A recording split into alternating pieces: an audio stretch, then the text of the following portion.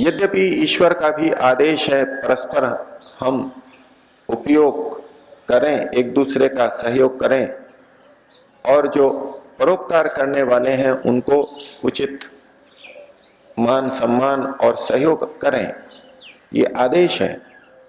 लेकिन फिर भी जब श्रेष्ठ कर्म करने वाला मन में अच्छी प्रकार से ठान ले कि इस कर्म का फल मुझे मिलेगा, जो कर्म मैंने किया है उसका ठीक ठीक फल मुझे मिलेगा, मुझे ही मिलेगा, तो ये जो दुख पैदा हो जाता है वो नहीं हो पाएगा। दूसरे से अपेक्षा रखने पर जब अपेक्षा पूर्ण नहीं होती तो दुख आता है, और दुख आता है तो फिर हम उसकी निंदा भी करते हैं। उसकी फिर इस विषय में निंदा करना, उचित कथन करना तो ठीक है कि इसने कृतज्ञता नहीं रखी, लेकिन उसके अतिरिक्त भी प्रतिक्रिया होकर के हम उसकी अतिरिक्त निंदा भी करते हैं, अन्य भी बुराई करते हैं। यदि व्यक्ति कर्म करते समय अपने को कर्मफल का भोगता ठीक प्रकार से मान ले कि ये जो मैंने कर्म किया है इसका फल मुझे मिलेगा और अवश्य मिलेगा, ईश्वर भूत और भव्य कर्मों का पूरा स्वामी है, वो उचित फल दे ही देगा, तो फिर ये दुख और ये निंदा का भाव मन में नहीं आएगा। हमारे को दुख इस बात का होता है कि मैंने तो अच्छा किया इसके प्रति, लेकिन उसने मेरे साथ अच्छा नहीं किया, क्योंकि हम अपने उस पुण्य कर्म के परिणाम में फल की अपेक्षा सामने वाले से भी रखते हैं। यदि सामने वाला हमारा बदले में कुछ उपकार करता है तो अच्छी बात है, और यदि वो नहीं भी करता तो हमारा पुण्य कर्म, उस पुण्य कर्म का फल किंचित भी क्षीण नहीं होता। परमात्मा की व्यवस्था से वो फल जब उचित समय होगा हमको प्राप्त हो जाएगा। हमारे को ये विश्वास पूरी तरह से नहीं हो पाता। हमें ये लगता है कि सामने वाले ने, जिसका हमने उपकार किया, अगर उसने प्रत्युत्तर में कुछ हमारा सहयोग नहीं किया तो जैसे हमारी कुछ हानि हो गई। हम उस हानि के कारण से दुखी होते हैं और फिर निंदा के भाव में जाते हैं, हम समता के भाव को नहीं रख पाते। लेकिन साधना के लिए इस प्रकार का समता भाव अत्यंत आवश्यक है, और यह समता का भाव तब आएगा जब हम परमात्मा को भूत और भव्य कर्मों का स्वामी अंतर्मन से स्वीकार कर लें। जब हमको ये पूरा निश्चय हो कि सामने वाले ने यदि प्रत्युपकार नहीं भी किया तो उसका पूरा चुकतारा, मेरे पुण्य कर्म का पूरा फल परमात्मा से मिलेगा ही, और यदि सामने वाले ने कुछ उपकार प्रत्युत्तर में किया है तो उतना घट करके बाकी बचा हुआ परमात्मा की तरफ से मिल जाएगा। समाज के द्वारा हमारे कर्म फल को देने में जो न्यूनता रहती है वो परमात्मा के द्वारा पूरी हो जाती है। लेकिन परमात्मा समाज के द्वारा दी गए प्रत्युपकार को देखते हुए अपना फल देता है। ऐसा नहीं है कि परमात्मा को जो पुण्य कर्म का फल देना था वो तो है ही, वो तो उतना का उतना देगा ही, और सामने वाला जो हमारे को दे दे वो अतिरिक्त होगा। अगर हम सामने वाले के प्रत्युपकार को अतिरिक्त मानेंगे और तब उसके न मिलने पे अपनी हानि समझेंगे, वास्तविकता यह है कि हमारे पुण्य कर्म का फल जितना है उतना ही मिलेगा। यदि समाज के द्वारा उसका फल ठीक ठीक मिल जाता है तो फिर ईश्वर की तरफ से नहीं मिलेगा, क्योंकि कुछ बचा नहीं है। लेकिन समाज के द्वारा यदि उसका फल कम दिया जाता है तो बचे हुए को परमात्मा देगा। और यदि समाज के द्वारा अधिक दे दिया जाता है तो उसका न्याय भी ईश्वर करेगा। हमने किसी का छोटा सा काम किया, हमारा यत्न तो थोड़ा सा था, उसने बहुत अधिक हमारे को दे दिया। हम उस अधिक लेने के अधिकारी नहीं हैं, हमने वो पुरुषार्थ नहीं किया है, लेकिन उसने दे दिया, वैसे ही प्रसन्न होकर के दे दिया।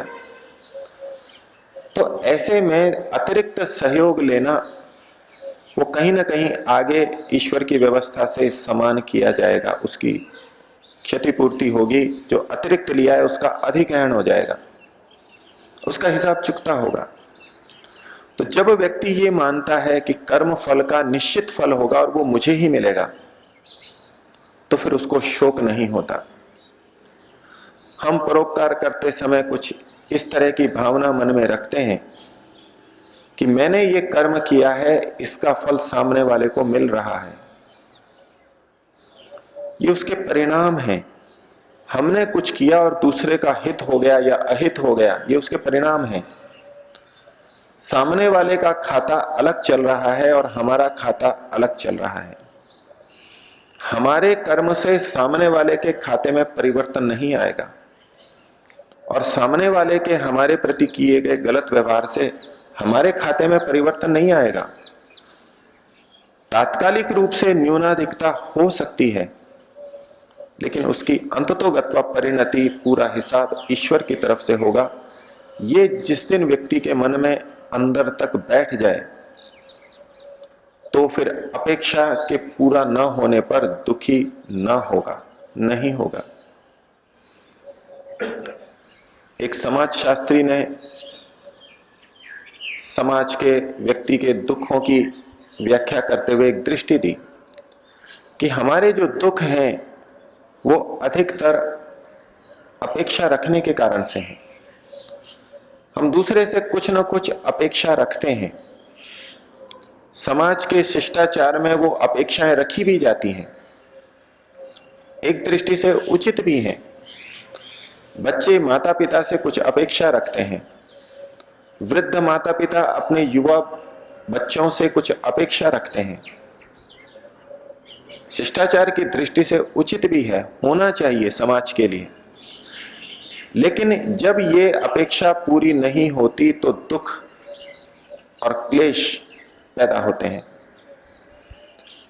जहां साधनों की कमी नहीं है, वहां भी जहां दुख होते हैं, उसमें एक बड़ा कारण इस अपेक्षा का ही है। और जहां निर्धनता है, साधन कम है, वहां पर भी दुखों का एक बड़ा कारण इस अपेक्षा का रखना है। कुछ दूसरा सहयोग ना भी करे तो हम वाणी की अपेक्षा तो रख ही लेते हैं कि सामने वाला कम से कम ऐसा तो बोले मेरे से, कम से कम ऐसा तो करे, कम से कम ऐसा तो ना करे। और जब जब ये अपेक्षा पूरी नहीं होती तो हमारी इच्छा का विघात होता है। हमारी इच्छा है कि सामने वाला हमारे साथ ऐसा व्यवहार करे और ऐसा ना करे, और उस इच्छा का विघात होता है तो मन में दुख आता है, मन की समता टूटती है और साधना तिरोहित हो जाती है, मन विचलित हो जाता है। लेकिन यदि व्यक्ति अपने को केवल इतने तक केंद्रित कर ले कि मैंने जो किया उसका फल मेरे को परमात्मा से अवश्य मिलेगा, दूसरे मुझे कैसा भी व्यवहार करें उससे मेरे खाते में कोई अंतर नहीं आने वाला है, तो फिर व्यक्ति इस दुख से, निंदा से हट जाता है। यमाचार्य ने यहां और दूसरी बात कही थी कि ईश्वर भूत और भव्य दोनों का स्वामी है। क्योंकि यह प्रसंग कर्म का है, इसलिए भूत कर्मों का, किए हुए कर्म का, कर्माशय का स्वामी परमात्मा है। हम उसमें कुछ मिटाना या जोड़ना अतिरिक्त हम नहीं कर सकते। जिस प्रकार से बैंक के खाते में जो हमने जमा कराया और वहां जो रजिस्टर में लिखा हुआ है या कंप्यूटर में लिखा हुआ है, उसमें परिवर्तन करने के हम अधिकारी नहीं हैं, वो बैंक कर्मचारी का अधिकार है। लेकिन हम उसमें से निकाल करके या उसमें कुछ जमा करके यूं परिवर्तन कर सकते हैं, लेकिन वहां स्वयं हम मिटा नहीं सकते।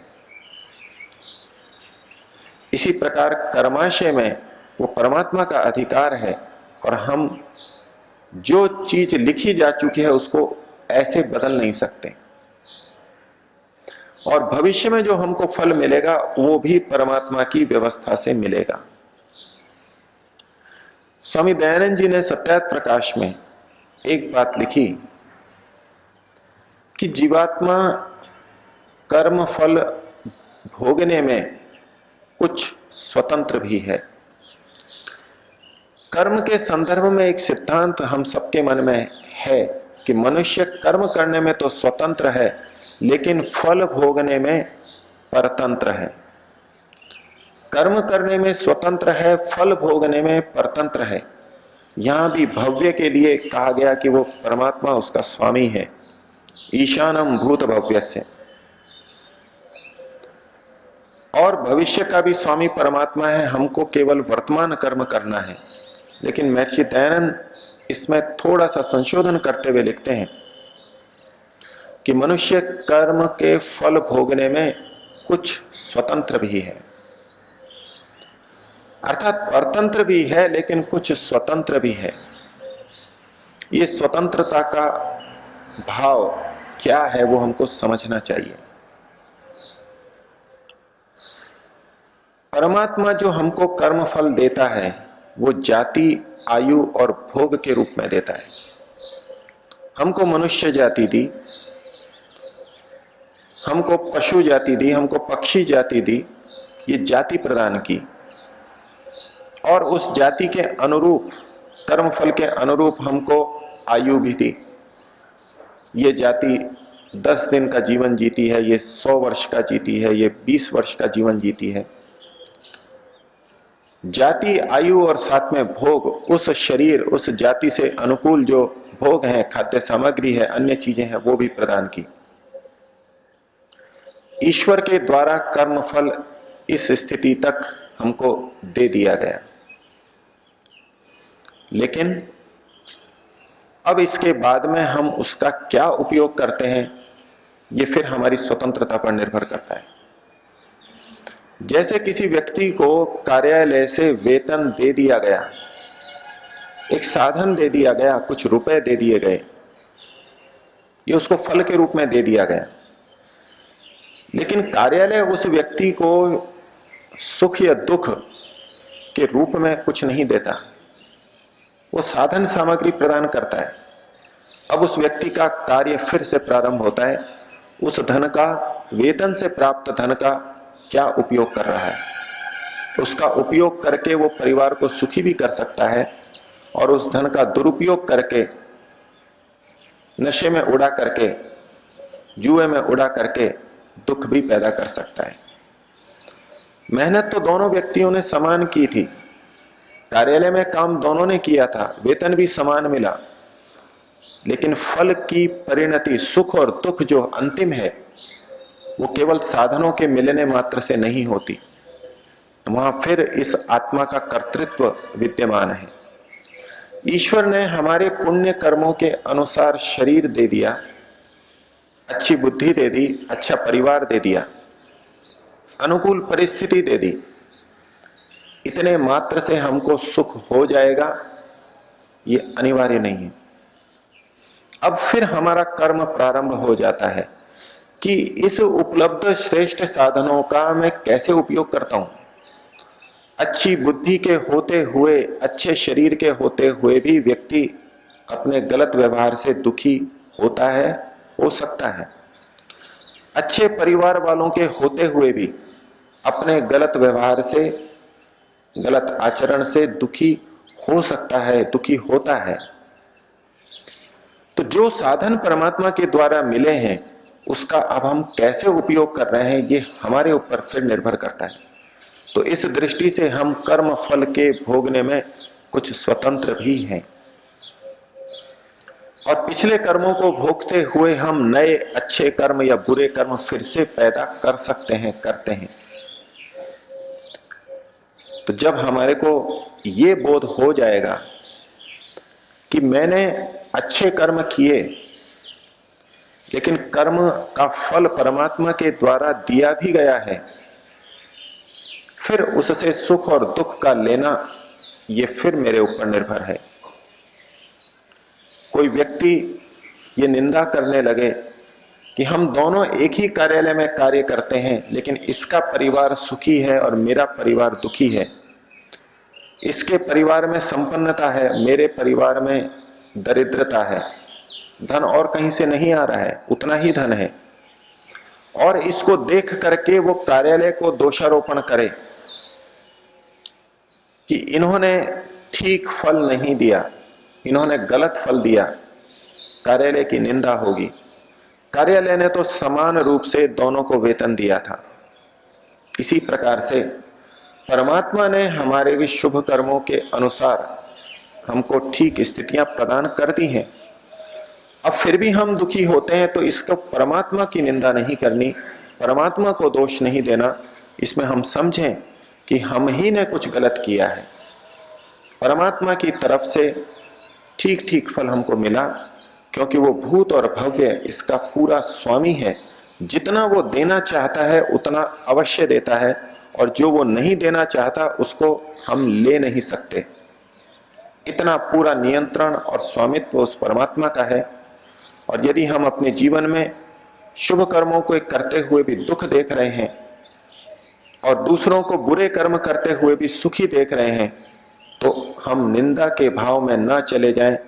ईश्वर की व्यवस्था ठीक नहीं है, ईश्वर के यहां भी न्याय नहीं हो रहा, यह हमारी दृष्टि का भेद है अथवा हमारे व्यवहार में दोष है। नहीं तो परमात्मा के द्वारा तो शुभ कर्मों का अच्छा ही फल मिलता है और बुरे कर्मों का बुरा ही फल मिलता है। परमात्मा के इस स्वामित्व को हम भली प्रकार मन में समझ सकें और परमात्मा की जाने वाली निंदा से बचें और तत्परता से उसी को श्रेय मान करके उसी की ओर लगें। इस भावना के साथ में ओम का उच्चारण। ओ